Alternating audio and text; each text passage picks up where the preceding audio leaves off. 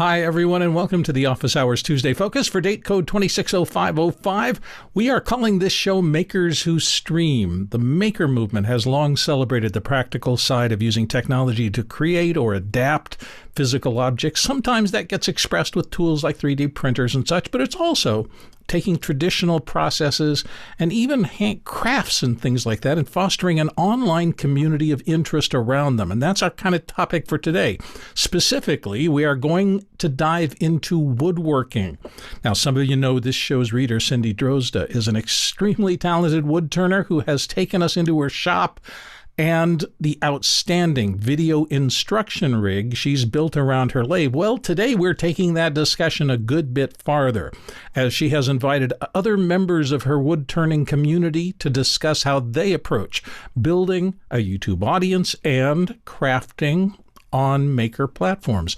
So I'm going to start with Cindy. Then we're going to tour the shop of Alan Zenreich, one of Cindy's mentors who operates lucidwoodturners.com, who was one of the pioneers of using live video to share and teach woodturning. Next up, we're headed overseas to Yorkshire, England, to visit with Emma Cook, the tiny turner, who for the past 25 years has been helping those in the UK learn these practical arts. And finally, we'll get connected back with Todd Rains, who's been on Office Hours before, who came to wood turning from engineering in the telecom industry and who runs the wood turning tool store. So we have a packed agenda for this show. If you have questions for any of these folks, let me toss up the QR code for you. Shoot this or literally type in askofficehours.com. That will get you to the back end, folks, who can get your questions directly in the show. And as always, at the half-hour mark, we will stop the general discussion and we will dive into your questions. So it's important to get things in between now and then. Since Cindy's passion for wood turning is how we kind of connected with all the artists here today, I'm going to start our shop tours, and that's what we're doing, ladies and gentlemen. We're going to be able to take a look at the places where all of these incredibly talented folks do their work. So, Cindy, maybe can you start with a little description of the type of projects that kind of got you into wood turning in the original days? Oh, got me into wood turning, yeah. I was working as a cabinet maker, and my boyfriend asked me to make a pair of chairs. And we decided on a plan where they had turn spindles, so I had to buy a lathe out of the newspaper. And I bought tools, and I bought this book by Dale Nish, who all the wood turners will recognize the name. And I never made any more chairs, but I saw pictures in the back of that book of bowls and boxes and interesting, wonderful things, and I was hooked from there. Can you tell us a little bit? Now, what kind of lathes are we talking about? Are these aren't small tools? These are pretty big machines. Am I right about that? All of us here have got the finest lathes in the world, but you can get everything from a benchtop model the size of a sewing machine to what we have and bigger. Okay. Can you tell me a little bit about the process? You, among everyone else here, not only does wood turning for yourself, but you broadcast lessons, and you're very much into putting your work out on the internet. So can you tell us a little bit about all the technology that's surrounding you to enable you to kind of share this with the world? Oh, can I show you my shop and all my technology? Please do. It's tour time. Okay. We're going to have tours all over the place today. Tour time. So welcome to my wood shop. This is what my shop looks like from the outside, and here's where I'm standing at the lathe. I have a green screen, and that's a picture of what's really behind me. Here is where all the stuff happens, and I'm in the wrong place because I was supposed to be over here to start off with. So we're going to go back there. So that's giving our audience a look at the sophistication. Yeah. You've got pan tilt heads in operation and can literally I've got all kinds of stuff. Dial in zillions of different shots as is necessary. Remote. Is that what I'm seeing? Yeah. So here is a Panasonic G9 video pencil here in action. And this is an OBSPOT Tiny 2 4K, which is its only job is to take a picture of the finished piece at the end of my project demo. I do. So when you're have actually a pan turning tilt something, we're seeing a motorized wide thing shot right now, Cindy, but when you're actually turning something, there. can you get like super close to where the actual tools are interacting with the wood? Yeah, and here we have a place for me to show grinding, sharpening, and I have a pad for this camera that we're working on right now, and a little monitor, and over here we have a Sony A6400 that's getting replaced soon, a Lumix G9, I have 3 of those, and a Lumix G7 that's looking at me. And if you go a little further here, oh, wrong one. Mixed up with the tech this reminds here. me of everyone else on office hours who you start off looking at one camera and the next thing you know, you've got enough cameras to start your own camera store. Let Alan tell you how I started. Anyway, here's another Panasonic Lumix G9 on a motorized slider and pan tilt that's looking down on the lathe. And what we have here is the control room, if you will, with monitors and an iPad for video pencil and controllers. And so the controllers are here.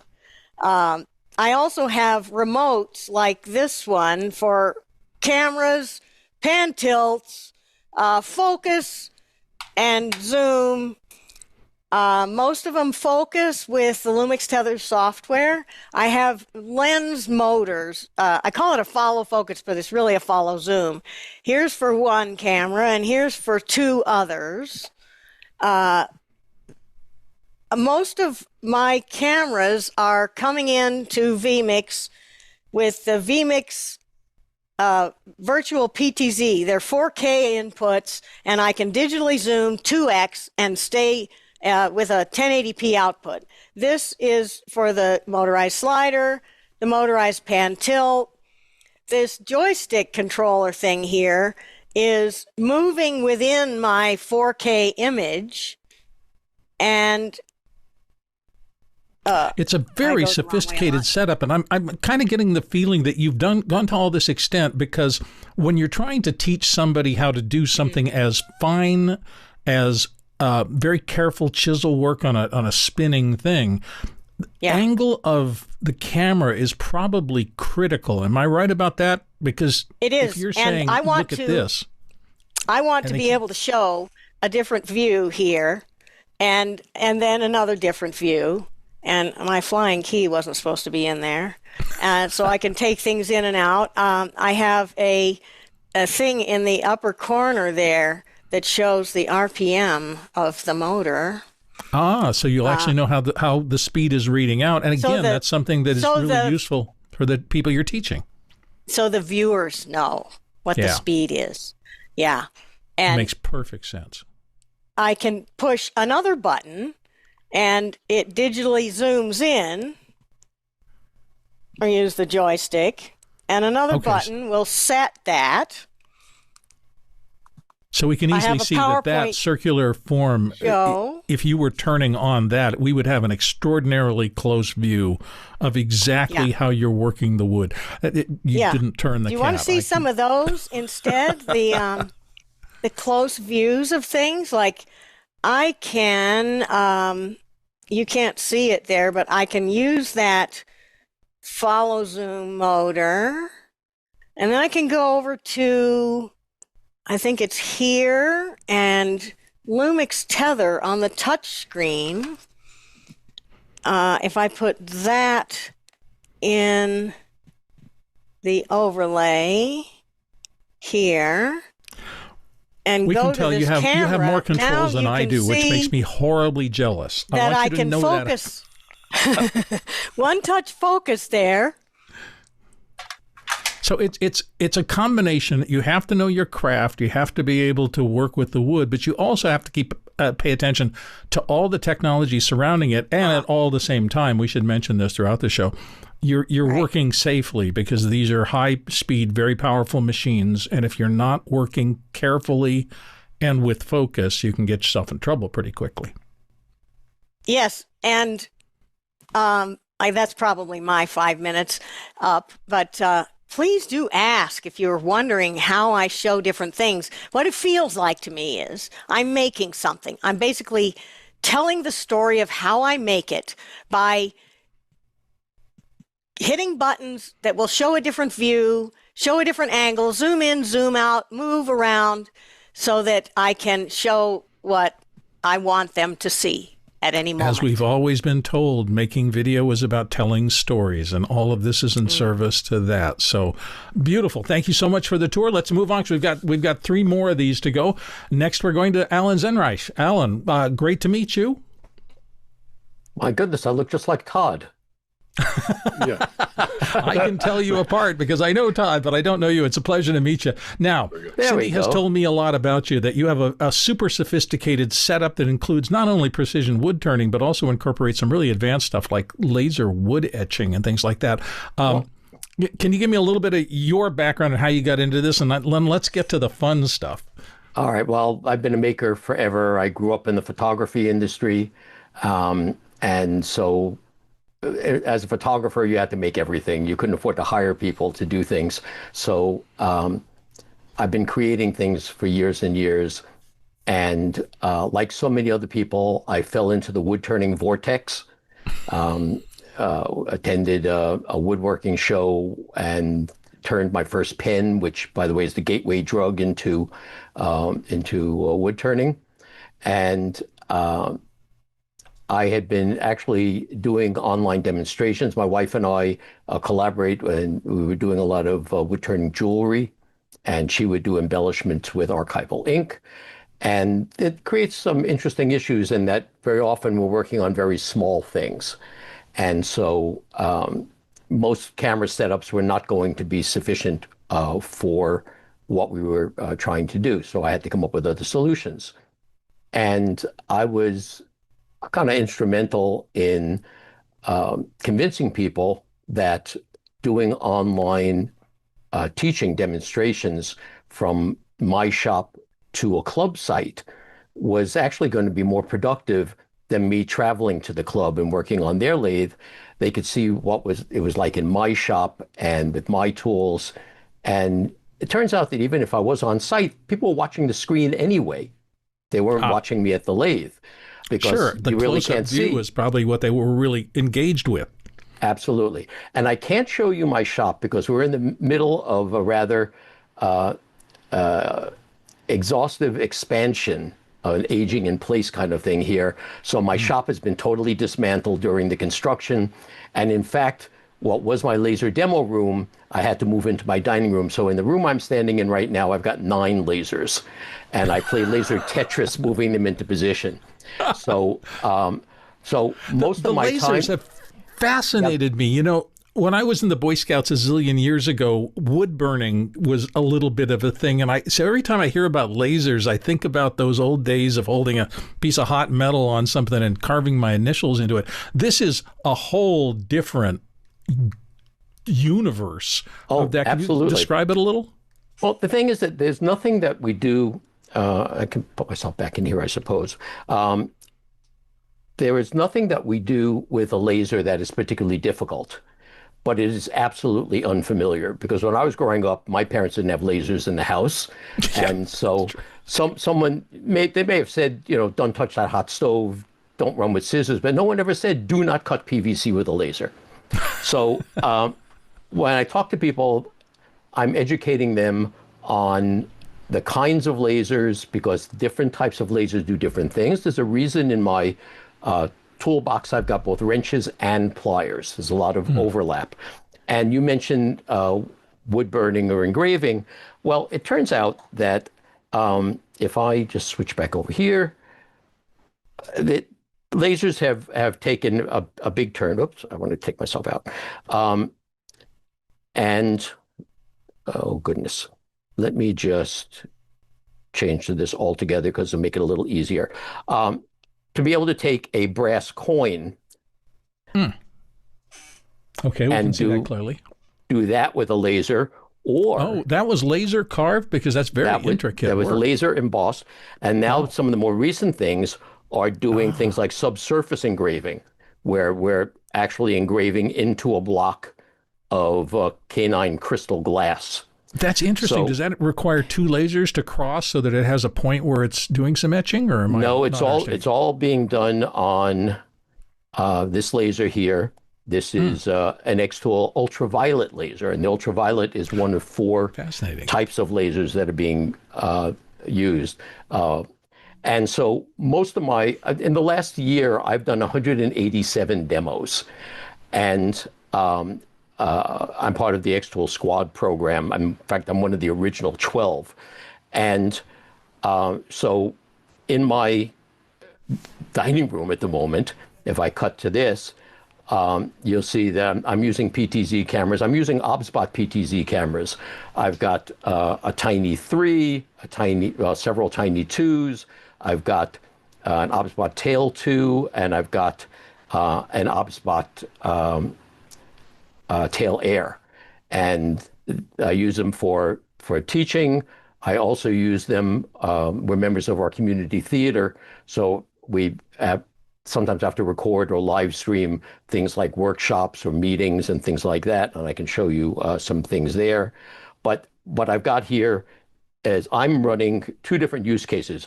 Here in my home here, I run vMix 4K. I run an iPad next to it with using a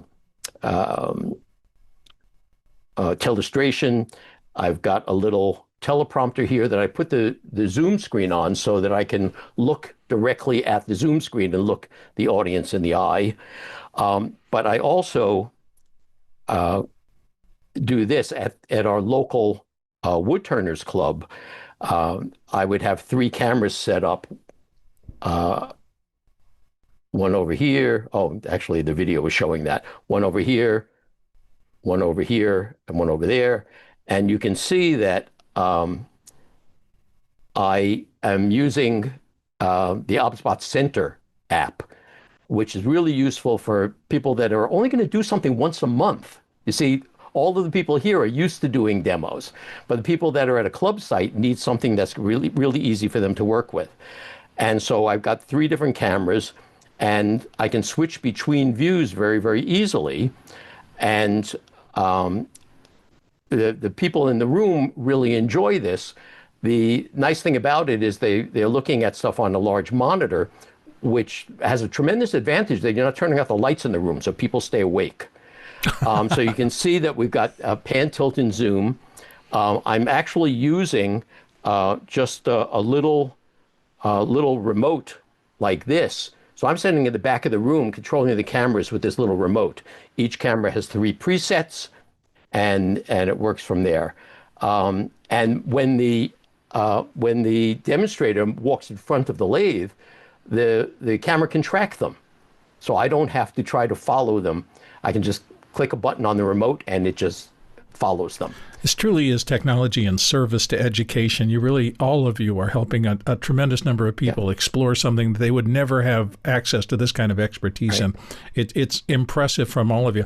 I hate to do it, but we've got 2 more people I need to get to before we go through there. We will be back to you, Alan. Thank you so much for touring us through a little of your shop.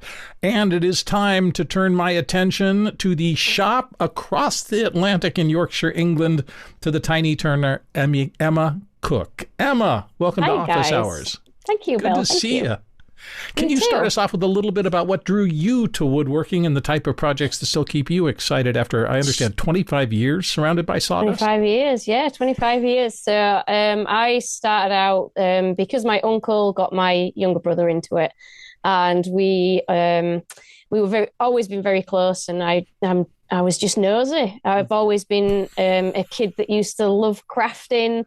So it was just the next step, really. And he got a little lathe in the garage, and I just used to go in there. And we were really lucky. We had a little wood turning store in our village. So we used to go down there on a weekend as kids and spend pocket money. And that ended up being my first job, sweeping up, making cups of tea for all the customers. And it just grabbed me. We used to have tutors coming in, guest tutors, and I just fell in love straight away and thought that is what I want to do.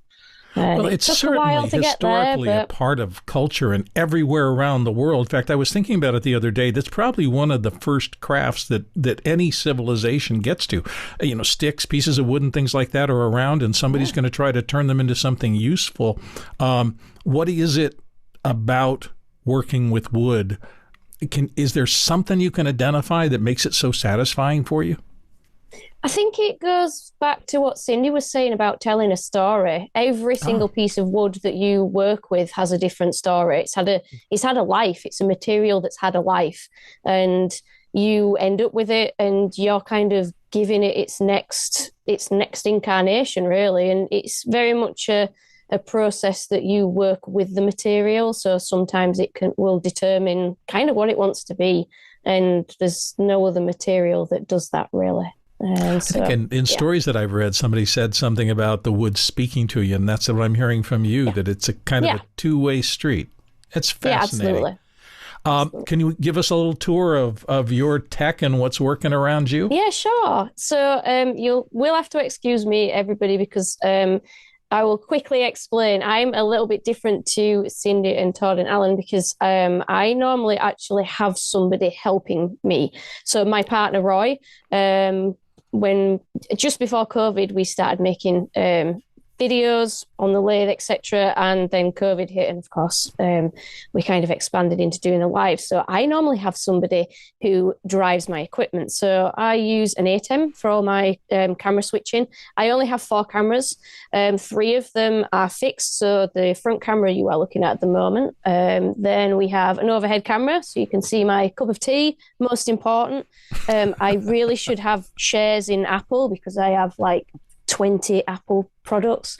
And then we've got, this is the camera that Roy normally uses. So this is a Canon XA11, and it's got fantastic zoom capabilities. So it's on a movable tripod, so he can move it and zoom in and out.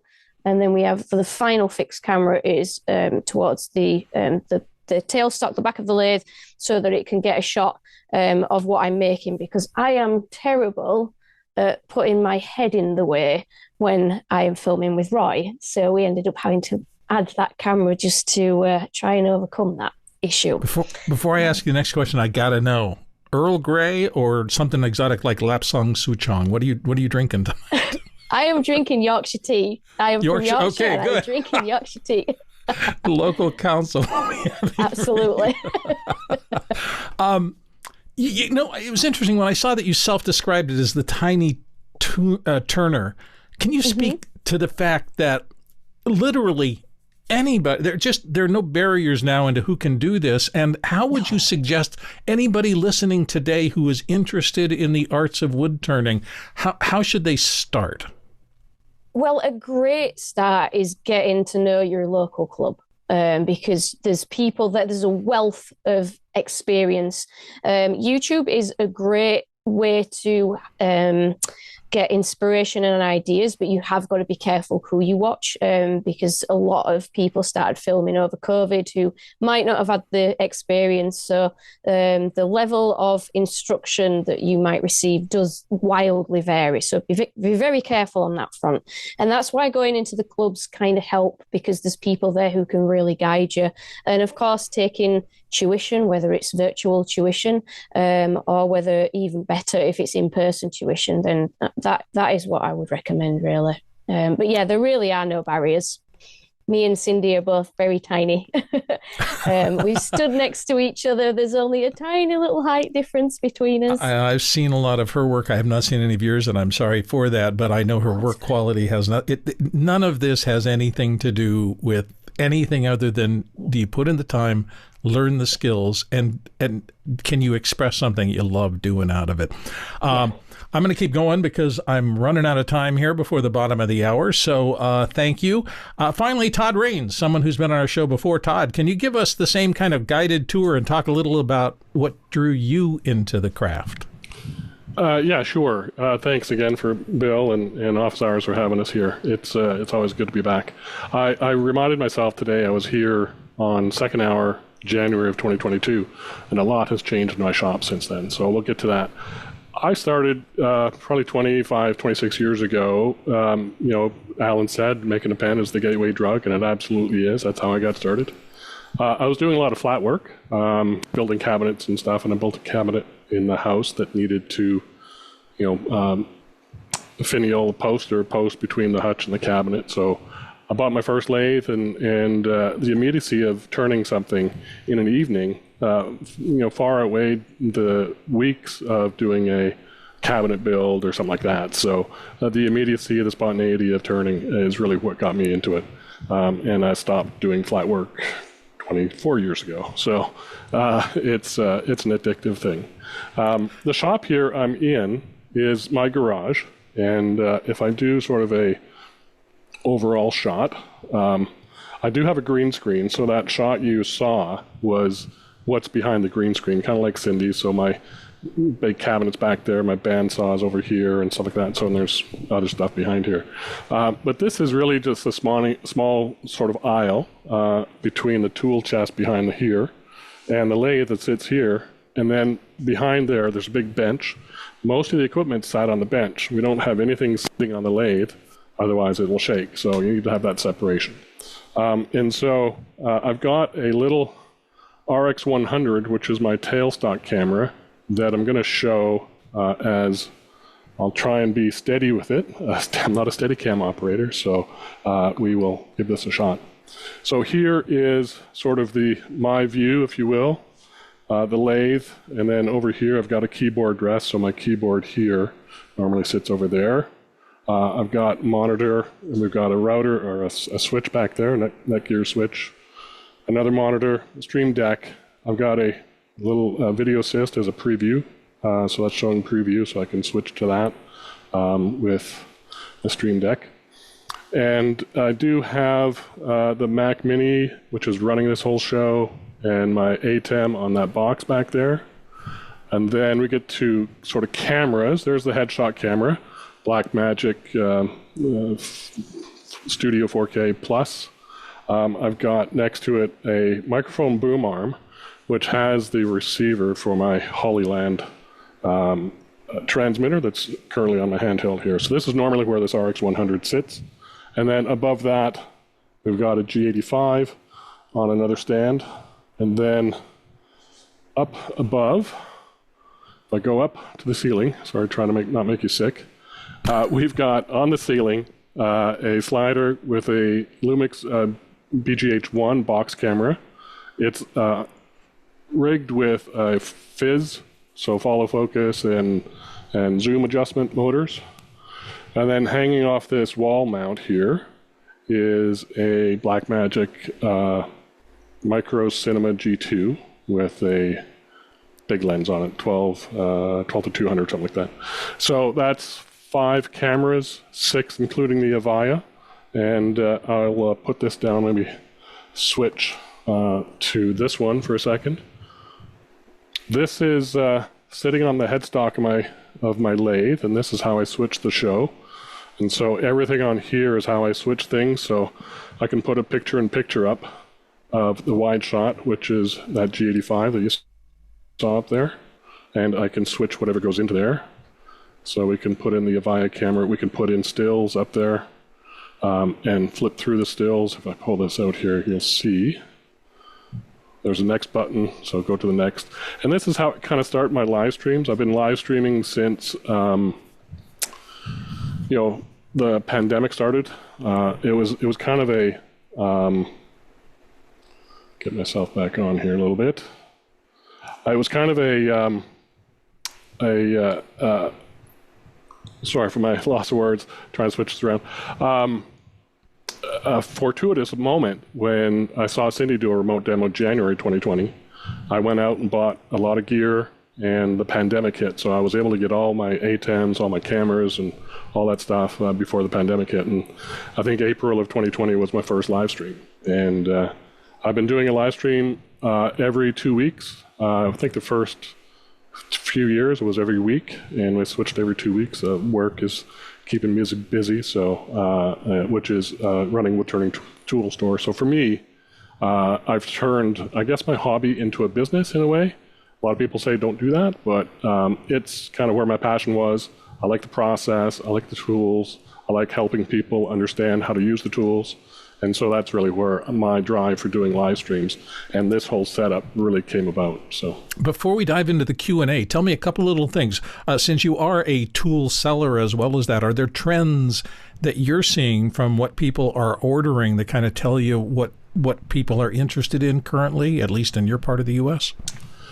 Well, yeah. So the great way to get into this is using, fairly easy tools that you don't have to sharpen, which are called which have carbide inserts. So you take a little cutter, you put it on this end of the bar, and once it's dull, you take that off, get a new one. Okay. That's an easy way to get into wood turning. But if you want to really progress, you're going to need a grinder. You're going to need a way to sharpen your tools on that grinder, whether freehand or through a system holding your tools. So there's definitely a progression for people that get into it, and we've seen, I think, since the pandemic, pandemic was, a black cloud over the whole world, but the silver lining was people stayed at home, they bought tools and made stuff. So we saw a good jump in our sales, and we've seen a lot of people come into wood turning clubs that are younger, and so the average age is dropping on people into wood turning, which is the median age is typically 60-ish.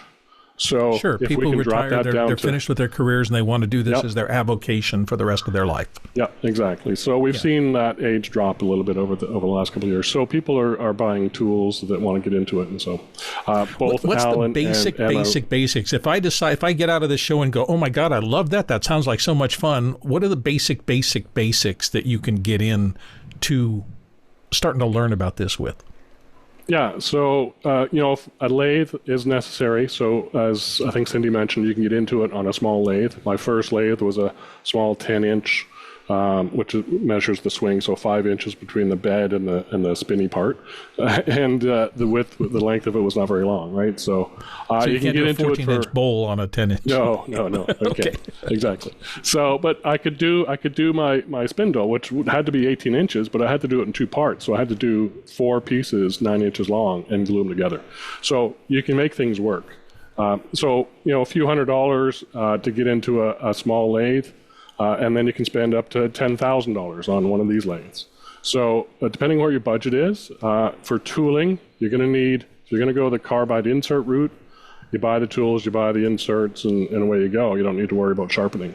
If you want to get traditional tools used, get a skew, parting tool, and a gouge of some sort, a bowl gouge or a spindle gouge. And those 3 tools will do good 50-60% of what you can do. Excellent. All right, we are at that point in the show where we're going to start to move into your Q&A stuff. Let me toss up the QR code again. If you have a question for anybody on our panelists and want to get it live into the show, you can either shoot that with your phone or otherwise type into a web browser, askofficehours.global. That'll take you into the back end. They will make sure that things are as they should be and get your question immediately into the show so that you can tap into this amazing amount of expertise on this subject. It's always so much fun to dive into these. Since Cindy would normally be my reader on this show, she is one of our august guests, so I'm going to do the reading part myself. So our first question is coming from Craig McFarland in Boston, Massachusetts. And Craig asks, how in the world do you keep the harsh environment from damaging or degrading your AV equipment? He's thinking lenses, cameras, mics, and any equipment with fans. I'm going to start with Cindy and then go around the panel a little bit. Cindy, how do you keep things clean? I guess so far so good. I'm not doing a whole lot, but I'm working on it. I've been working on trying to keep my computer out of the dust. I blow things off periodically. Here's where my computer actually is. It's, I'll get rid of that. Down there in that cabinet, right here. So it's kind of hidden away in an enclosure. I tried having that cabinet enclosed, and the computer was overheating. So it has turned out to be a process. But here's one thing that I'm discovering. I love to upgrade things and try to do better. And I think I upgrade faster than things wear out from the dust. So far, so good. Yeah, we call it GAS on this show, gear acquisition syndrome. That's a kind of a universal thing. Once you get started in tech, it never stops. And I also have seen in some of your shots, there's a lot of conduit kind of air. I'm assuming that's a negative pressure thing that's pulling sawdust out of the air and out of you as you're doing the actual work. As much as you can. Oh, and I gave one of my laptops to somebody, and he said he opened it up and it was full of grinding grit and dust, and I wouldn't sell something like that because I'd be afraid to. Give them away. I got you. Yeah. Emma, I'm coming to you next. What do you think? I have not had as much success as Cindy, so I did used to try and cover things as much as possible, but it really is a very harsh environment. I've had problems with the XA11. In fact, I need to strip it down again and get rid of the dust because it has a problem. If the dust gets in, the rocker switch just doesn't work properly and it randomly zooms in and out on its own accord. So sometimes Roy's operating and zooming in on something and it just backs right out. Same with the G7X Mark II at the front facing camera. In fact, I have not got the best view on this right now because it's got dust behind the lens. And it's just so difficult. Extraction, you can remove as much of it from the air as possible. That is the best way. But yeah, I do find that I have to maintain and strip things down. And I am a bit like Cindy. I do like to upgrade, but these two guys have struggled. They've had a hard life. Yeah. Todd. So one thing is in a wood shop, you're not going to get rid of dust, so you have to deal with it. So one of the things I learned on doing that second hour in January 2022, Alex asked me about the same question, or like the same question came up. And one of the things he said is get UV lens covers for your camera lenses. So I immediately after that, I bought UV lens covers and covered all my lens because that's the most expensive part is the glass, right? So if chips are hitting the glass, it's going to hit the UV lens, replace that, don't replace the lens. So that's a good thing to do. The other one is I do use a Mac Mini over there and my ATEM, you can see the keyboard is covered with just kitchen wrap and tape. And so that's something that I've done. Even my keyboard here on the desktop is got a little silicone cover on it. It's hard to get off, but something like that. So those kind of things help, but you end up covering, you're taking your equipment and blowing it out and, little puffs of dust come out. So it's inevitable, but it's the biggest thing for me is on these cameras, and I don't really want to get you sick, so I'll try and aim this as I switch to it, is on these big zoom lenses, you get dust on these zoom parts, and that really, makes them difficult to zoom in and out. So this is where I try and spend most of my time blowing dust with an air compressor, is getting some of that off. So that's really a tricky part for me. All right. The next question is coming in from Cindy Drozda, who's here on the panel from Erie, Colorado. And Cindy wonders for Alan specifically, can you tell us about Lucid Woodturners and what IRD means? Alan? All right. Well, Lucid Woodturners, I started, I guess, in 2018, where Lucid's charter was to facilitate people that wanted to put tech into their wood turning, whether it be using 3D printers or CNC or lasers or whatever, just to expand beyond the brown and round kind of wood turning. But then when the pandemic hit, we went from, I think we were 100 members in the first year or two. When the pandemic hit, we grew to 500 members within about 2 weeks. Wow. Because there were a bunch of us, I think there were about 15 or 16 of us who had already done demos from our shop to to club sites rather than traveling to club sites. In fact, Cindy was the first person ever to do a Zoom group wood turning meeting, and she can tell a story about that. But the of those 15 or 16, I trained all but one of them. So I've been the techno geek forever, and that's sort of the way this all came about. But I just want to just go back for one moment about the previous question. With me using things like the PTZ webcams, they are a whole lot less susceptible to dust than a lot of other cameras. But actually, the trickiest part in a wood shop for me wasn't the cameras, but it was the audio. Because people have various ways of doing demonstrations, and I'm one of very few demonstrators who simply will not turn on a lathe until I have my dust collection on and my powered respirator helmet on. My wife and I were that's just us. Okay, and so that's when a lot you've of got background something, noise, I bet. well, yeah, you've got air blowing over your face. So using a good cardioid head-mounted microphone under the face shield, because I would never myself leave the face shield up. Everybody's actual mileage may differ, but that's the way we do things. And the same thing if I'm at the grinder or something like that. I don't want to be inhaling any of this stuff. Your lungs probably thank you for that. Yeah. So you know, our challenges are working on very, very small pieces and trying to do things very, very safely dictated the type of equipment that we were going to use. Perfect. Next question is coming in from Tommy Shantz in St. Paul, Minnesota, and Tommy wonders what percentage of your instruction is live. And we're going to Todd Raines first for this one. Todd? It's a good question, Tommy. Thank you. For me, pretty much this last 4 or 5 years has been 99% live. I've done a few post-production videos, where you capture the roll, go edit, and post it. But it's I like the interaction with live. I like the fact that when I have a mistake at the lathe, I can show people how I would manage to fix it or solve the problem.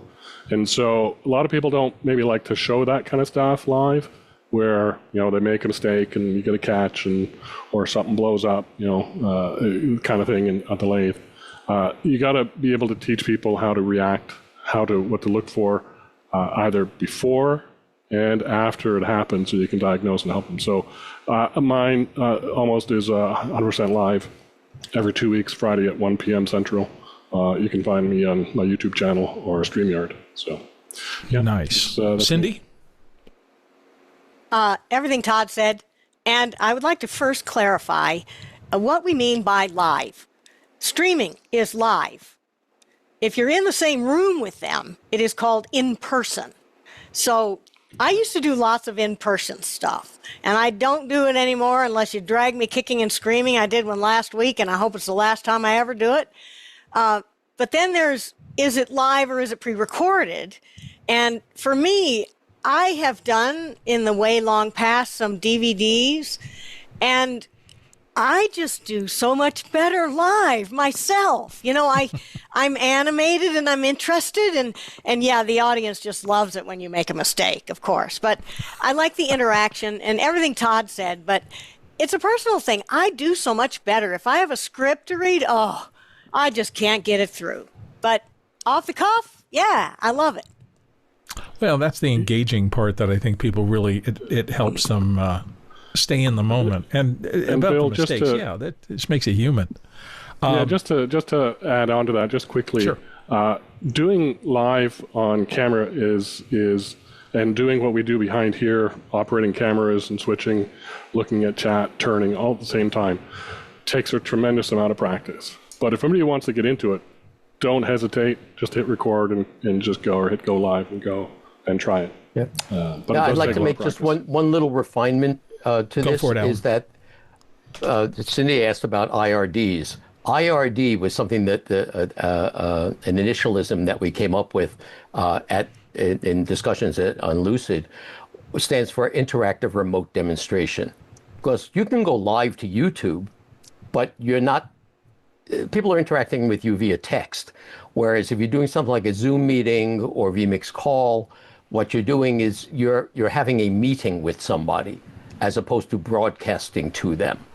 And so where people can ask questions and share their screen with you and all of this, that's what my demos are about, have always been about.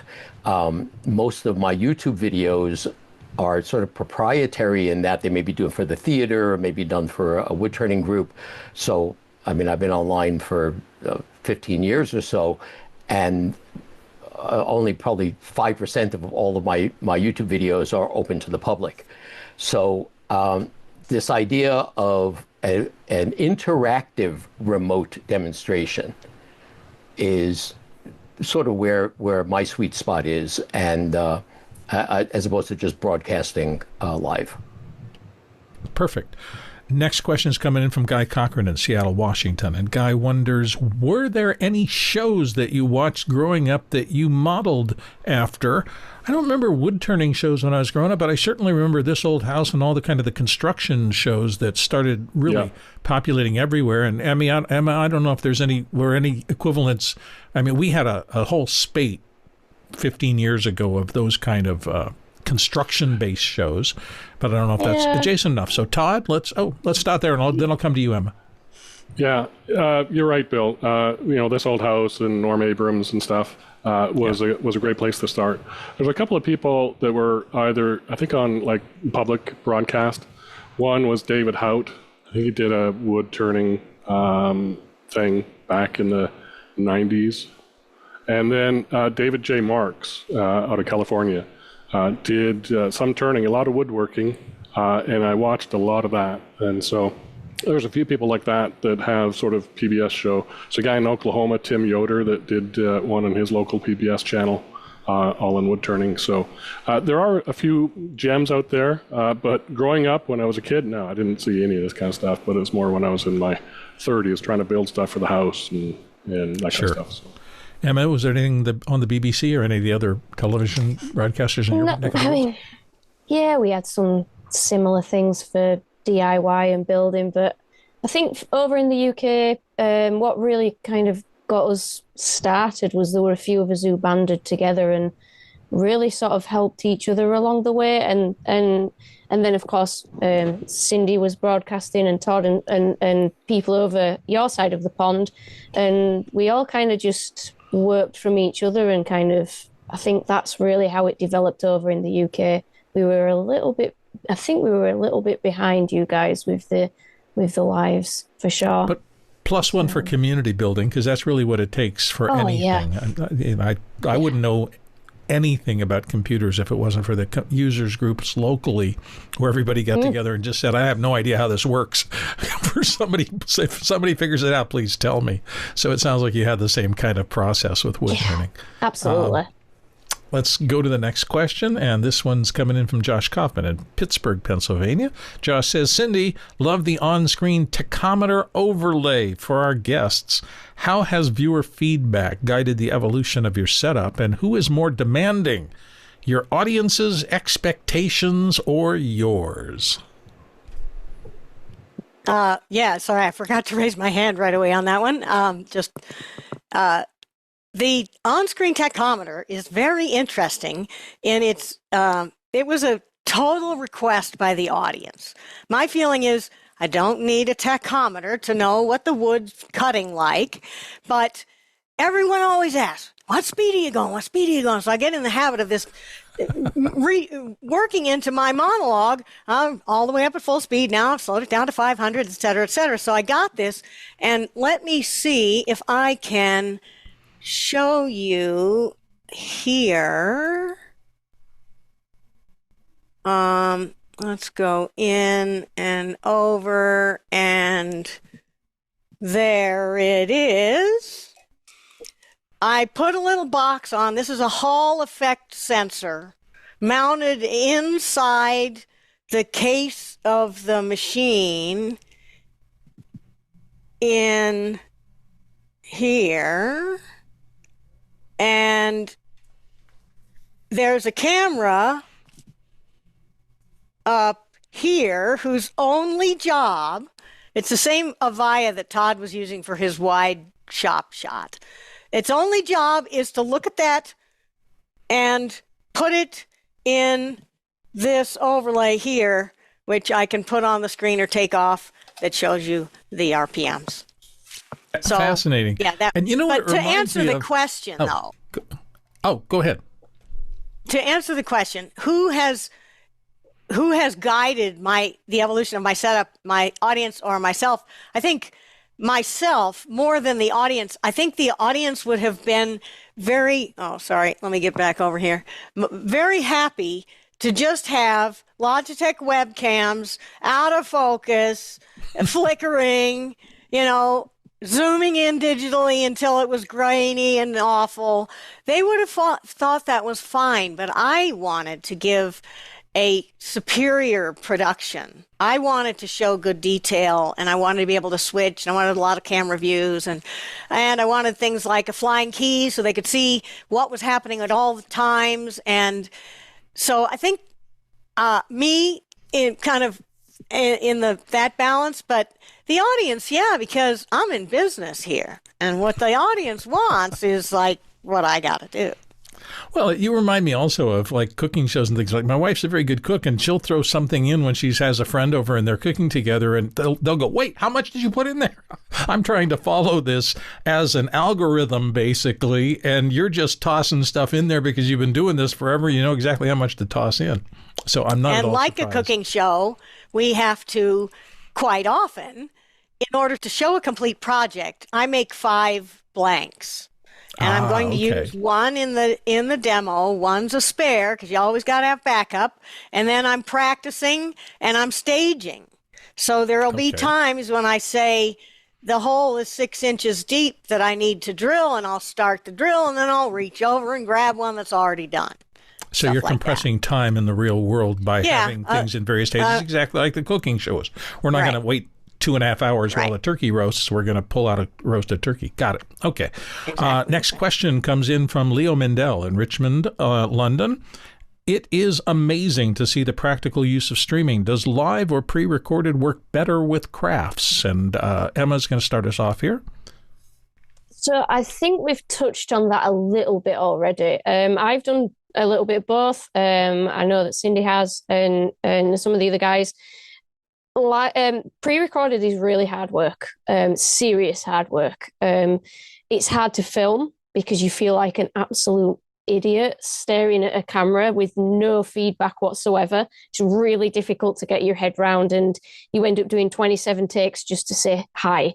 So I don't particularly enjoy the pre-recorded, but there are a lot of people out there that are doing pre-recorded stuff, and it does mean that you can compress time very quickly and very efficiently. It also means that you can cut out potential mistakes. But I think it was Todd who said that he actually enjoys the lives because you kind of enjoy, and I'm the same, you enjoy bearing all. And if it goes wrong, part of the thing that people really seem to enjoy is us getting over that and explaining the process that we use to overcome something, or say, do you know what, this is going on the fire because it's gone horribly wrong and you need to know where to stop. So yeah, I think that they both have pros and cons. And personally, I actually prefer, I know that Alan was saying he prefers the interactive side of Zoom. I find people are really quiet on Zoom. I prefer YouTube because people aren't on screen. They're not quite as shy. Then I find that the feedback is a lot greater on channels like that as opposed to the Zoom. So yeah, I think it's a personal preference really, and I think that the crafts benefit from both. Todd? So everything Emma said, just to add in, as a tool dealer, and maybe Emma has a bit of this as well, if I'm showing a function of a particular tool, I'll maybe take some of my live content and edit it and show and use it as a product placement or a little capture on my product page for that particular product. I'm trying to maybe get a bit more specific in terms of doing pre-recorded videos and editing for product placement. but I haven't gotten there yet. It's just, like Emma said, it's a lot of work. So just another touch. I use StreamYard, and with that's multi-destination to get YouTube, we found that StreamYard has gained a lot of use by our attendees because it's automated emails and it reminds them, and it has the join link, and there's chat in there, and now you can do polls. I found polls on my last live stream. Absolutely tremendous amount of interaction. So lives, I think, have a good way of doing that, live streaming, and Zoom is definitely a great way to do it if you have all the tools in place. Cindy, comment? Yep. I'll come to you, Todd. Let me chime in for a second, if you don't mind. Okay, Alan. Because there's another approach to this, and that's a hybrid approach. Very often, I will do multimedia with my live stuff. For example, if my wife used to struggle demonstrating how to put a jump ring onto an earring, because the things are tiny, they're like 1/8 of an inch. And so you have to have a camera really close, and trying to keep your hands in focus is really difficult. So what we did is we spent about an hour perfecting a 30-second video on how to open and close a jump ring. And then she talks over it. She talks over it live. So you've got the video that is making a very good use of people's time. You're getting very high quality, but it's still a live presentation. People can ask questions, you can pause the video, you can back up the video and things like that. Or anything that's going to take a while to set up, big differences on the lathe. I used to do a lot of demos, helping David Ellsworth do demos. And what he would do is he would cut to a video showing him chainsawing a blank of wood or something like that while he changed his lathe to move the tailstock out of the way and prepare for the next thing. So taking pre-recorded videos, whether they have sound or not, or you're just talking over them, is a very nice way of making very efficient use of everybody's time. Yeah, you're basically preparing video B-roll as a kind of a cutaway shot so that you can get something else done. Brilliant idea. Absolutely. Cindy? And I do what Alan just said also. If I want to have a bandsaw operation or an edge sander operation, I'll film that little segment and add it to my live presentation. But I wanted to say, and to answer this question, does live or pre-recorded work better with crafts? Well, let's say if somebody is trying to learn how to do something, the best is both. The live session, and then you have the video, the recording, to watch later and go back over. And I think the combination is really the best.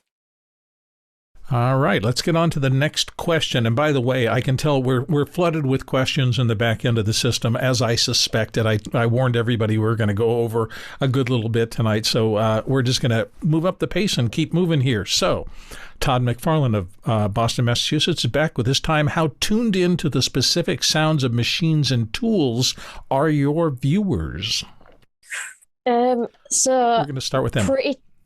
Pretty tuned in. In fact, quite a lot of people, especially on if you do something pre-recorded as well, and quite a lot of programs have noise suppression, and a lot of people don't like it. They like to hear the feedback because it's also important when you are turning on a lathe to be able to hear the interaction between the tool and the wood, and we listen to that as turners. So your audience are expecting it. And I've found that people have sometimes said if they can't hear those sounds, it's a little bit of a strange experience. I know when I'm editing videos that I've filmed for an IRD for a club and it cuts it out, it is weird to see it without. So, yeah, I do think that they expect it. There's other sounds like extraction. They're not particularly nice to listen to. And I know that Alan touched on using a respirator. I too use a respirator, and that is a very frustrating sound to try and work with because it does seriously kind of jeopardize the quality. So there are challenges, but yeah, certain sounds people want to hear, certain sounds they don't. And getting your audio right is so important. So it's a constant battle. Todd? Yeah, pretty much everything Emma said. you want to see, when you see that tool hit the wood, you want to hear the sound of the wood cutting, the little clink of the tool on the tool rest. It's important to kind of have that. And as a turner, I get frustrated with people that crank the tunes in their shop and then are turning away, because sound is the second most important thing you need when you're turning, the sight being the first one. And so I want to make sure that they hear everything that's going on, because you can hear the whine of the wood if it's going to go too thin. The other thing, so in Zoom, I would turn, in fact, I think I have it now, my background noise suppression that low. If I turn it any tighter than that, you stop hearing the sounds on the lathe. Same thing on StreamYard. So there's a background noise removal. I keep that off so that you can hear the sounds. So it's important to do that. And it comes through this mic just fine. So, Cindy? Yeah, what those guys said for sure. And also, when things are going wrong, I like to be able to tell people, you hear that? That's what it sounds like when things are not working. And I've got to mention, when we first started using Zoom, I didn't realize Zoom had noise suppression, and it was like on the max all the time by default. And people were saying, is your lathe really that quiet? And I went through all kinds of gyrations trying to fix that. And yeah, there was just a setting in Zoom. So you really want the sound of the machines and the tool cutting, because that's a big part of knowing how to do it properly. Nice. Next question comes from Chuck Hodges in Tuolumne, California. Todd, how do you like StreamYard? What benefits does it bring to you compared to other things? We never really heard much about it there, and we were told it was dead. Thanks for showing these studios. Lots to learn. Cindy. I also use StreamYard, and Todd and I share an account, actually, and Emma. And one of the things I like about it is their on-air webinar, where you can get people's email addresses when they register and have somebody to market to. And also, they get an automatic notification of when it's coming, and automatic direct link, and they don't have to go find my YouTube channel. Being able to put the comments on the screen is a wonderful interactive tool with the viewers, and the polls, which Todd just discovered. I use the giveaway tool a lot because I love the excitement of having a giveaway. So StreamYard is far from dead. It doesn't get much coverage on office hours, but they just recently changed hands, and they're always trying to make new improvements and things. So go ahead, Todd. Todd Raines. Yeah, so we've got the changeover that happened, Bending Spoons buying out StreamYard a year and a bit ago. It was a lot of talk about it being, tossed in the trash or whatever, but they've really added a lot of features to it. They've added scenes, they've added all kinds of things, 4K, AI-generated clips, all this kind of stuff. They can do multi-aspect ratio streaming, so you can do 9:16 or 16:9 at the same time. It doesn't work in our format with these multi-camera angles and picture-in-picture, so we don't ever use the portrait view. But the comments going on, I know you guys have a whole engine to do that, Mukana. StreamYard's built in, so all the comments from YouTube, Twitch, and StreamYard on air, which Cindy mentioned. We've actually noticed over the last 4 or 5 years using StreamYard and using on air webinar that the split between people watching on YouTube and StreamYard on air has flip-flopped. We now have probably 70% of our viewers watching through StreamYard on air and 30% on YouTube. So, and being able to capture those emails and market to them is one of the benefits we get out of it. And on the benefit side, on the presenter or on the audience, they get an automatic email an hour before it starts. So they know exactly where to click, and it's super easy for them. So it's a good tool. I like it, and it's affordable if you split it, one of the pro plans, between 4 people, and makes it work. Next question is coming in from George Kapuscinski in Cypress, Texas, and George wonders, may not be appropriate for this session. We use vMix and several Logitech webcams and an old Canon G40 camcorder. One of our biggest problems is keeping the audio and video in sync, both on room and Zoom output. How can we improve this issue? It looks like Todd and Cindy both have suggestions. So, Todd? dive in. Well, George, good to have you here. Thanks for the question. And yeah, it's a good one. I don't use webcams, so it's hard for me to kind of answer this sort of directly. But the strategy I use is I have this head-worn mic, a transmitter in my pocket, wirelessly. It's UHF channel. It's not a 2.4 or 5 gigahertz UHF, which I find is much more reliable, into the receiver that's sitting right next to my headshot camera. And I go out from that receiver directly into the camera. So once that HDMI captures that audio on my headshot camera, it's in sync all the way through the chain. And there's no way to really break it. So that's my strategy for getting audio in sync. This is the only shot that's really going to have me talking. And so all these other shots are not going to be any issue with me talking if I'm not on screen. So that's one way to do it. Not sure how that one might work with you on the webcams. But Cindy, want to address it? Oh, how it might work on the webcams is an issue. I tried that same thing with my G7, Panasonic G7, and it didn't give good audio out of the camera via HDMI. What I use is NDI to bring both the video and the audio into Zoom. And Alan taught me this. Alan taught me just about everything I know about all of this. And anyway, yeah, so he could probably say more about ways for George, who knows Alan well, to figure this out. NDI is my solution. Alan, you want to weigh in? Well, yeah, I tell people that video is easy, audio is hard. Because trying to track down audio issues is always a challenge.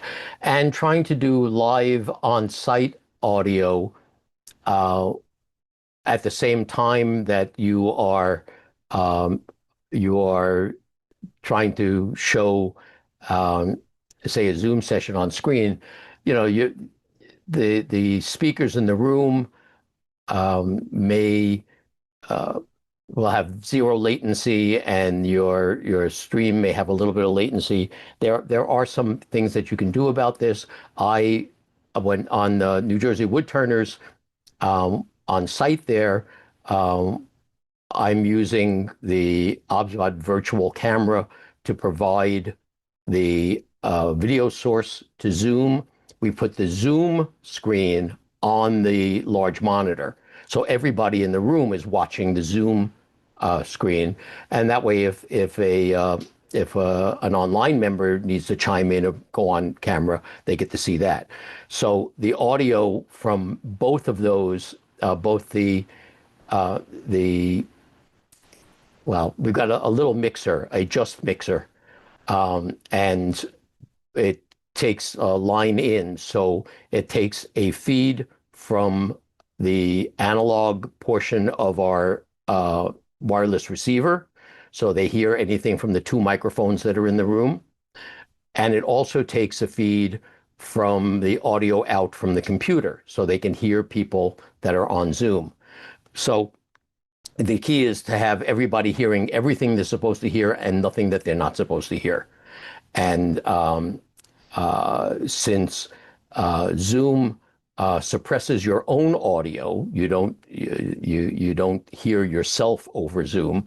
That's why we have to use the mixer to get the output from the microphone into the speaker in the room. So Zoom automates what's called a mix minus, so that you don't hear yourself. Yeah, it's a mix minus, exactly right. Yeah, and so we fix it. Let's go to the next question. Tony Atkins, looks like, in San Antonio, Texas, says, "This has been a great show. Emma, Cindy, and Todd are all friends of mine and incredible turners. I don't know Alan, but his demo skills are known to all over the craft, so it's more a comment than a question." But Todd, do you want to respond? Yes. So mostly I just wanted to respond to say hi to Tony.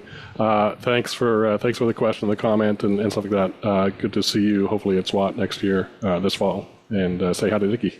We're happy to do SWAT it. The industry trade show, the kind of the big one?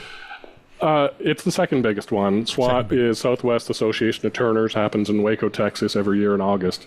Right, Texas in August, right? So what could go wrong? Bring a coat, because that convention center in Waco, they make it freezing cold. So, yeah. Counterintuitive. Let's go to the next question. Robin Harcourt in Abbotsford, British Columbia, Canada says, using vMix as well, does the Stream Deck allow you to broadcast to a projector and send audio to a speaker, or do you still need extra equipment such as an audio interface? And nobody here raised a hand on this Stream one. Deck. I Stream bet Deck doesn't Alan do any could of that say stuff. Yeah. Alan, do you have a thought? Or A Stream Deck doesn't do any of that stuff. I mean, Stream Right. Deck isn't a video mixer or an audio mixer. well, it's written as two words, so maybe he meant any kind of streaming deck. It's hard to tell, him or her. I'm being an idiot presuming here, but yeah, I don't think we have enough details to dive into this one. Audio interfaces are a critical component in some workflows, and they're unnecessary in others. So you have to kind of know what the block diagram of everything you're dealing with to know whether or not that's the right thing. Let's go on to the next question. James Fosline in Minneapolis, Minnesota. You have made me rethink business model for makers. The business model for makers doesn't have to be YouTube. Also, live and question handling is important. Does this comport with your thoughts? Anyone on the panel? Cindy, you're going to start in. Well, first of all, I have not found YouTube to be any kind of a moneymaker at all with the number of woodturners there are in the world. So I use YouTube and StreamYard, which also goes to YouTube, as community building and marketing. And so the free things I do are not the content that I ask people to pay for. The good content is behind a paywall. And I have just found that to be something I'm more comfortable with. And so I get a check for $100 a couple times a year from YouTube by monetizing my videos. Hardly even worth it. Fair enough. Todd? Yes. So yeah, there's really no financial benefit to me for YouTube. I have maybe 2,500 subscribers, so I'm not monetized. But as Cindy said, it's community building. So there's a lot of YouTubers out there that follow us, follow others, and they talk to each other during the chats, and then the people on StreamYard talk to them, and so we get to see all of their interactions from all those platforms using StreamYard. But monetization, as Cindy said, happens behind a paywall. So we either do demonstrations for clubs remotely as IRDs, get paid for that, or we do demonstrations to individuals as a pay per ticket sort of thing. And that's where the majority of the projects, long form content really comes. And with those, you do a replay video for them to watch afterwards, and that's part of included in the price of a ticket to a demo. So that's how we monetize. Emma, do you want to weigh in on this? Yeah, so I'm going to go for a slightly curveball answer. So I absolutely agree with Todd and Cindy. They are right. YouTube itself does not make you any money as a crafter. That market, that ship sailed a long time ago. You had to be in it right at the start. But kind of going back to the community side of things that Todd was talking about, I've actually found that being on YouTube has helped build my career. So it has directly influenced that, both for reach for different countries. So I've been over to the US now a couple of times and Australia, and that's because people are aware of me as a turner through my presence on YouTube, and also just the community kind of building and learning who you are. In the UK, the YouTube thing has kind of brought a lot of people together, and obviously we are a much smaller country than you guys, so shows are much more accessible. We don't have many, but people will travel to them, and what we've kind of found is that you kind of get a bit of a bounce back, that people have met each other online through your YouTube streams, and then they will visit the shows to come and meet each other as well as you, and then that starts to bring revenue in from them attending the shows. So it does create its own kind of weird little revenue stream, but in a completely different way than just what you see on the screen and sort of the immediate thoughts that you apply to that. Nice. Cindy, you wanted to slip back into this question? Yes, absolutely what Emma just said. That community building means that being on platforms like StreamYard and YouTube and doing the IRDs and doing the sharing sessions that Todd and I do and vendor showcase and all these other things definitely gets the community together. And it has become such a worldwide community since the pandemic brought us all to Zoom.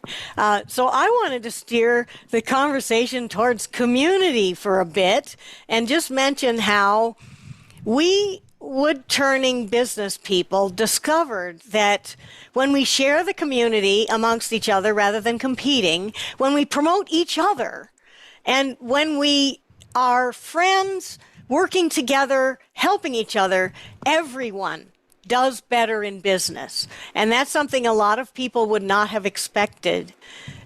So I don't know if it's just wood turning. I don't think so. I think that community is a great thing. And we are putting a lot of time into community building, like Emma said, and Todd and I do that as well. And it pays off. I think the nature of the wood turning, lifting all boats. Go ahead, Alan. The nature of the wood-turning community has always been very collegial. A wood-turner will virtually tell you everything they know how to do and show you how to do it. There really are no secrets. Everybody is happy to share. I suppose if you're a production spindle turner, you don't have wood-turning as a hobby. Most of us are hobbyists. There are a lot of people, I wouldn't say a lot. There's a handful of people that are making their living at this, and real production turners aren't part of the community because the last thing they want to do when they go home after turning, several thousand balusters one day is hang out. Yeah, that's right. So there are notable exceptions, but the people that are mostly in what we will call the community are craftspeople. They're makers. They're not 9-to-5 production turners. There are a few, say Jim Ector, who is wonderful with Askew, is a production turner. But you can practically name the production turners that are part of the community, there's. I'd be very surprised if there was anyone that says, "I'm not going to tell you how I do this." And nice. People will show very elaborate setups and very detailed instructions on how to do some of the most incredible things. So, it may be the wood turning community is a little unusual. Can't beat a culture of sharing. We've got one more question here before I go around the panel and ask everybody to say their final farewells and thoughts. So Bill Stewart in Jackson, New Jersey is in with this one. For each of the guests, what would you estimate is the important word here, is the cost of your current streaming setup? So I guess he's not talking about the lathes and the tools. He's talking about what you spent to stream it in kind of broad strokes here. We're not going to ask anybody. So Todd, you had your hand up first, so I'm going to go to you. I did, but hopefully my wife's not listening. Todd's wife, feed the dog. So I mentioned I was here on second hour, 2022, January 2022. My setup has changed. I've got 2 or 3 new cameras, some other, focus follow stuff, and a few things. So it's a progression. So you can start off with, like Alan said, a couple of webcams, C920s, a little GoPro, whatever. In fact, I started with an iPhone and a little knockoff GoPro and a 15-year-old camcorder. So start. If you want to get into it, just start and build from there. I would say, broad strokes, between 15 to 20K, all in for all the cables, all the cameras, lenses, and all that stuff. So it's not cheap. And most of that growth came through the pandemic and where it was paying for itself. So that's the silver lining of the pandemic for me. It got me into all this stuff. So you want to disclose something? I was going to say something like 20K for what my current setup would cost if I were to buy everything today, but I have bought things one at a time, upgraded constantly. I remember when I first got into it, I needed to know how much I spent, and it was somewhere around $2,000 for the stuff that Alan recommended I get, and that wasn't good enough, and so here we go. But you can do this for less, of course, and then don't forget the cost of StreamYard and Zoom and Campaign Monitor and your website hoster and your Shopify, whatever it is you got. And, you know, there is a lot more to this business than simply buying the cameras. There you go. I don't know if Emma and Alan want to raise a hand on this one or not. I'm getting a nod from Alan, so go for it. Yeah, well, you know, my setup, I mean, I've got like 12 cameras in here, so that's not the typical Woodturner setup. Right. But if you looked at that setup that I showed for the New Jersey Woodturners, we've got 3 OBSBot Tiny 2 Lite cameras. Each of those cameras costs about $150. The remote costs $50. The 2-channel, 2-microphone wireless mic cost about $80. The digital mixer cost about $50. So that for a club, assuming there's a speaker in the room and assuming someone's got a computer, because I'm not going to count the computer in there, because no matter what you do, you need a computer to hook up to Zoom or to do your live streaming. But the point is, for $500, you could have a 3-camera setup, and for $150, you can have a decent audio setup. The cost of doing this stuff has come down dramatically, and by using things like PTZ cameras, you need fewer cameras, because one camera can look at the demonstrator and then turn around and look at the audience or track them and such. And you don't need somebody standing at a tripod doing all this stuff. So all I ask people to do is rethink everything. Rethink the way you're doing your video, and see if there may be another way that will augment what you're doing or replace what you're doing to do a better job. We have reached the end of things. This has been so much fun. I have learned a ton. Thank you all to all of our guests. I'm going to go in reverse order back through everybody who was kind enough to join us tonight and talk. So I think Todd went last earlier. He's going to go first this time. Todd, anything you want to close with? Anything you want to say to anybody, or contact information or whatever? Yeah, I mean, it's one of those things where, you know, you can contact me at my website, Woodturning Tool Store.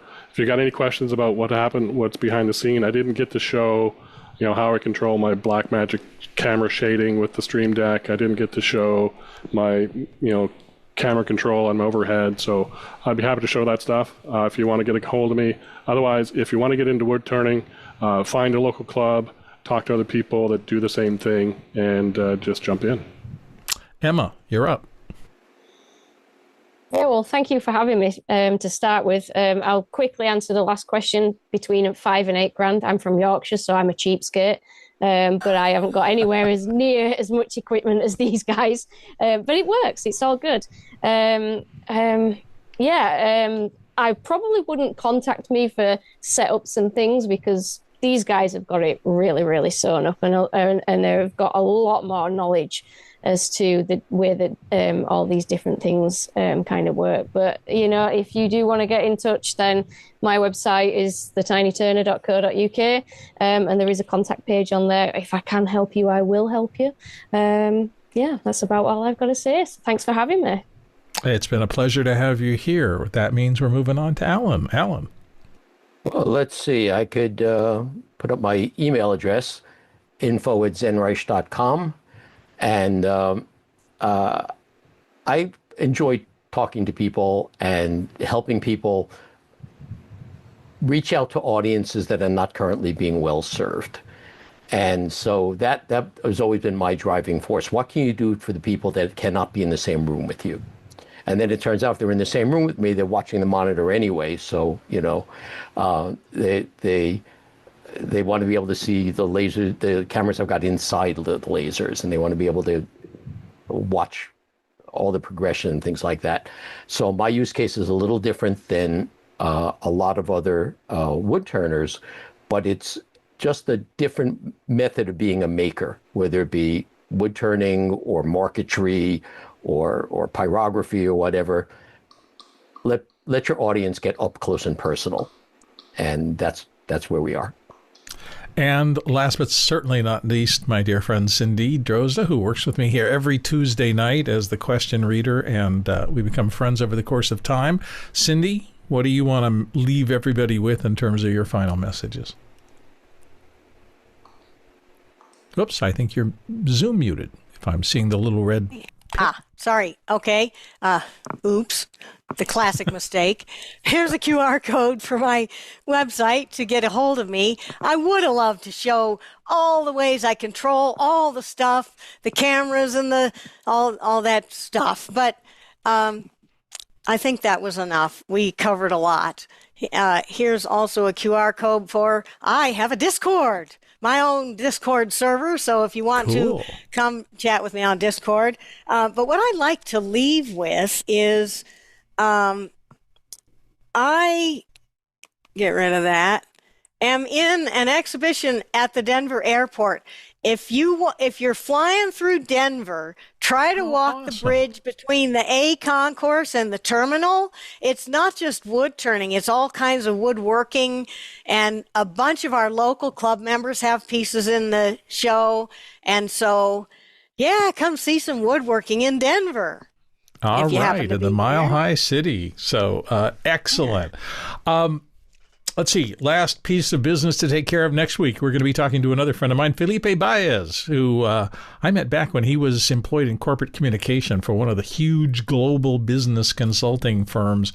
And over the course of the year, he's been actively engaged in content creation and IP across parts of Europe and South America that I seldom even hear anything about. So I'm really looking forward to talking to him. That's next week, Felipe Baez, on our next Tuesday Focus. Don't forget, tomorrow, regular audio and sound days here at 7 a.m. Pacific time on officehours.global. And that takes us to the end of the show. So the Talak Traversal today, if you had gone around to get the expertise from all of these people, and we'll have a large one today because if nothing else, we have been delighted to have Emma here from across the pond. You would have traveled for episode 2233, 22,000 miles. That is 37,000 kilometers, 181 million bananas for scale. Please watch the credits as they roll through here. All the people whose names you will see are instrumental, as are others that aren't in the credits. But we can't do this. It takes a village, truly, to do this show, and we appreciate your coming here and watching. We'll see you next week on our next Tuesday Focus. Thanks for watching.